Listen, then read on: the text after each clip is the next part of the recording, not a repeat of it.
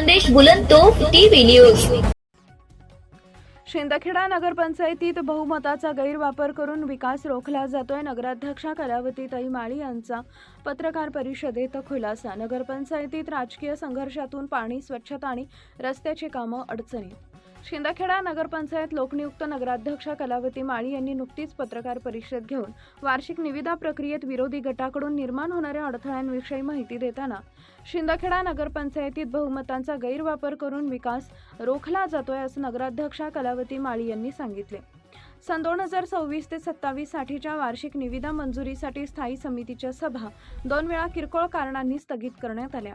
विरोधी गटानं अजेंडा स्पष्ट न दिल्याचे कारण दाखवले, परंतु प्रत्यक्षात मागील अजेंड्यानुसार निविदा काढण्यात आल्या होत्या। वार्षिक निविदांमध्ये प्रमुख कामांचा समावेश आहे तो असा: गरजेनुसार गटारींवर आणि अत्यावश्यक ठिकाणी ढापे बसवणे, आरोग्य व स्वच्छता विभागांतर्गत जंतुनाशके फवारणे, LED पथ दिवे बसवणे, मुरुम पुरवठा करणे, जलशुद्धीकरणासाठी मनुष्यबळ पुरवणे, खुल्या जागा तसेच नाले साफसफाई करणे, जलशुद्धीकरणासाठी TCL तुरटी क्लोरीन वापरणे, पाणी पुरवठा पाईपलाईन दुरुस्ती, मोटार काढणे व बसवणे, गरजेनुसार बांधकाम गवंडी काम करणे, गटारींचं चोकोप काढणे व पाईप टाकणे। नगराध्यक्षा कलावतीताई माळी म्हणाल्या, जलशुद्धीकरणाच्या कामात गाळ साचल्यामुळं पावसाळ्यापूर्वी दुरुस्ती करणं अत्यावश्यक आहे। या कामासाठी 4 कर्मचारी नियुक्त आहेत, परंतु त्यांचे 5 महिन्याचे पगार अद्याप थकलेले आहेत। शहरातील गटारी दुरुस्ती, नाले सफाई, पाणी पुरवठा दुरुस्ती, पथ दिवे बसवणे व अन्य आवश्यक कामांमध्ये विलंब होत असून काही कामांसाठी JCB पोकलँड सारख्या मशिनरीची गरज आहे। तथापि वार्षिक निविदा मंजुरीत अडथळ्यांमुळे कामं वेळेत होऊ शकत नाहीत। नगराध्यक्ष व 6 नगरसेवकांच्या उपस्थितीत या समस्येचं सविस्तर विवेचन झाले, तरी विरोधी गटाचे 11 सदस्य बहुमत असल्यामुळे स्थायी समितीच्या 5 सदस्यांवर त्यांचा प्रभाव आहे। कलावती माळी यांनी सांगितले की लोकांच्या दैनंदिन गरजा भागवण्यासाठी या कामांची तत्परता अत्यंत महत्त्वाची आहे। कोण अडथळा निर्माण करते हे नीट पाहणं गरजेचं आहे। प्रशासनाला आता निविदा मंजुरीसाठी आवश्यक पावलं घेणं अत्यावश्यक बनलंय, नाहीतर पावसाळ्यापूर्वी महत्त्वाची कामं उशिरा होती, ज्याचा थेट परिणाम नागरिकांवर होऊ शकतो। यावेळी नगरसेवक व प्रतिनिधी गांधीगिरी प्रेम अरुण देसले यांनी देखील बहुमत असलेल्या भाजपचे विरोधी नगरसेवकांवर घणाघात केला। सदर पत्रकार परिषदेत नगरसेविका सुनीता अरुण देसले, कमलताई रवींद्र पाटोळे, पुष्पाताई गोपाळराव पाटील, रजुताई सुभाष माळी, नगरसेवक अर्जुन रामसिंग भिल, प्राध्यापक दीपक माळी, माजी नगरसेवक अरुण देसले, माजी पंचायत समिती सदस्य सुभाष माळी तसेच सागर माळी, मनीष माळी आदी उपस्थित होते। मुख्य संपादक यादवराव सावंत। शहरातील सर्व बंधू भगिनी यांना मी कलावती सुखलाल माळी, लोकनियुक्त नगराध्यक्ष शिंदखेडातर्फे सप्रेम नमस्कार। डिसेंबर 2025 मध्ये झालेल्या नगरपंचायत निवडणुकीत आपण मला नगराध्यक्ष म्हणून निवडून दिले।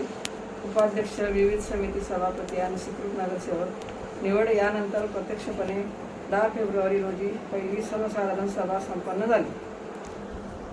गेल्या 4 महिन्यात 2 सर्वसाधारण सभा, 2 विशेष सभा आणि 2 स्थगित झालेल्या स्थायी समितीच्या सभा यांचा समावेश आहे। या कालावधीत नगराध्यक्ष म्हणून कोणती कामे करता आली, कोणती कामे करता आली नाहीत, ती कामे का करता आली नाहीत याचा लेखाजोखा तुमच्या समोर मांडणे माझे कर्तव्य आहे।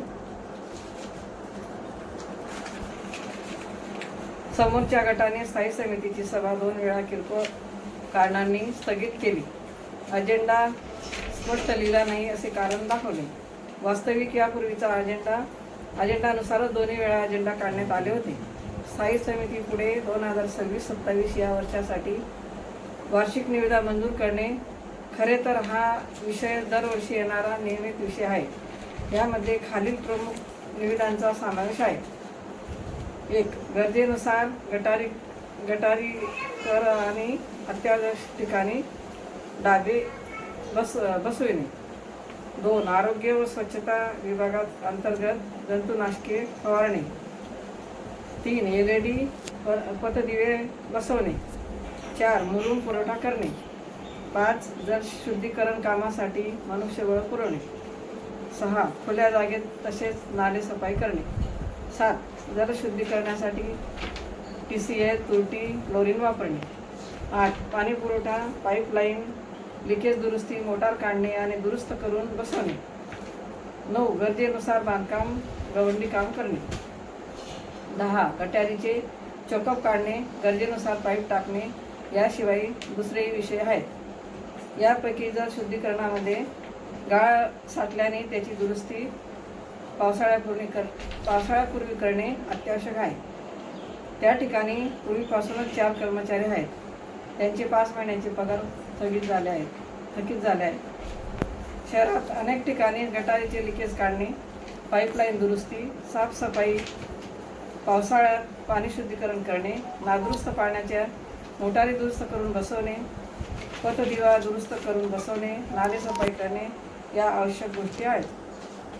यापैकी काही कामांना JCB, पोकलँड अशा मशिनरीची गरज भासते. मात्र आर्थिक निविदाची प्रक्रिया स्थायी समितीने स्थगित केल्यानंतर ही कामे करणे अवघड बनले आहे. तथापि समोरच्या गटांनी सभासद होऊ देण्याचा संकल्प केला असून त्यामुळे प्रशासन अडचणीत आले आहे. एखादे काम नगराध्यक्ष आणि गटाने सुचवले आणि ते करण्याचा प्रयत्न केला तर अधिकाऱ्यांना पत्र देऊन त्यांना देखील दबावात ठेवण्याचे तंत्र समोरच्या गटांकडून वापरले जात आहे. आपल्या शहरातील सर्व बंधू भगिनी अध्यक्ष आणि 6 नगरसेवक अशी संख्या आहे.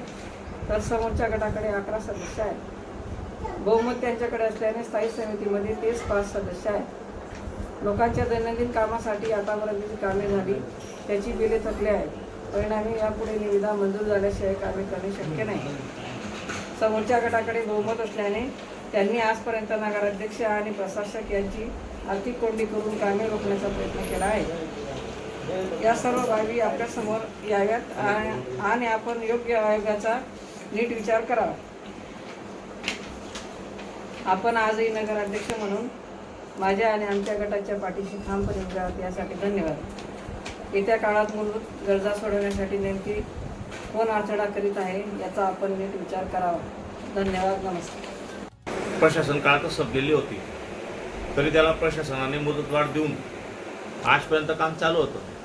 आता त्यांनी मला या माहितीप्रमाणे 2 ते 3 दिवसापासून काम बंद केलं आहे आणि येत्या 2-1 दिवसात शहरात कचऱ्याची विल्हेवाट लावणे, कचरा संकलन करणे ही फार मोठी समस्या निर्माण होणार आहे. पावसाळा तोंडावर असताना माननीय नगराध्यक्षताई यांनी आणि आमच्या गटाने नाले सफाई, गटारी सफाई, त्याच्यावर धापे टाकणे अशा प्रकारचे पाण्याच्या शहरातून निचरा व्हावा यासाठी काही कामं हातात घेतली होती.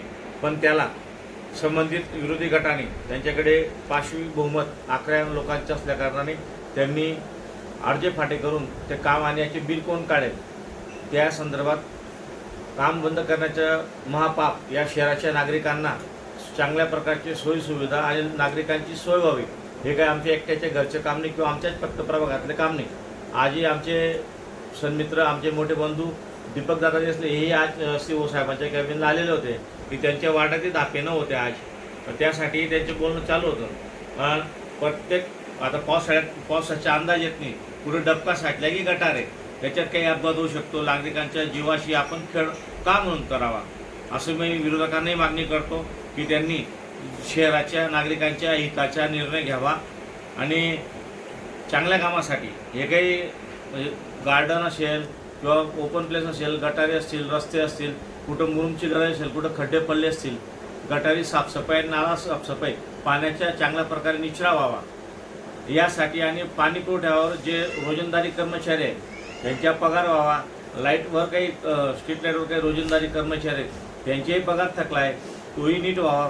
एक किरकोळ विषय आहेत आणि लोकांच्या दैनंदिन गरजेशी निगडीत विषय आहेत. तो मोठा विषय असेल त्या ठीक आहे, त्याच्यावर काही करू नका, पण बरेच तुमचे बिलं काढून घेतलेले आहेत आणि काही कामं अपूर्ण आहेत त्याच्यावर लक्ष केंद्रित न करता स्ट्रीट लाईटचे विषय आहेत किंवा सोलर लाईटचे विषय आहेत त्याचे सगळे बिलं काढून घेतले पण त्याची देखभाल दुरुस्ती आजपर्यंत होत नाही. कोणत्या ठेक्याला कोणतं काम दिलं आहे, कोणतं बिल काढलं गेलं आहे, ते कामं अपूर्ण अवस्थेत आहेत. आताही बिगे दिसले नगरमध्ये ज्या तिथे 20 फूटचे तुम्ही गटारे जोडलेले नाही आहेत, अपूर्ण काम सोडलेत, काही रस्ते अपूर्ण आहेत. त्याच्यावर लक्ष न देता लोकांच्या दैनंदिन गरजेशी निगडीत जे प्रश्न आहेत आम्ही जे हाताशी त्यांना प्राधान्यक्रम देतोय आपण, तर त्यांना विनाकारण अडथळा निर्माण करावा. पण मागचं काय आहे, पहिली फेज आपली तर फेल आहे पाणी पुरवठ्याची.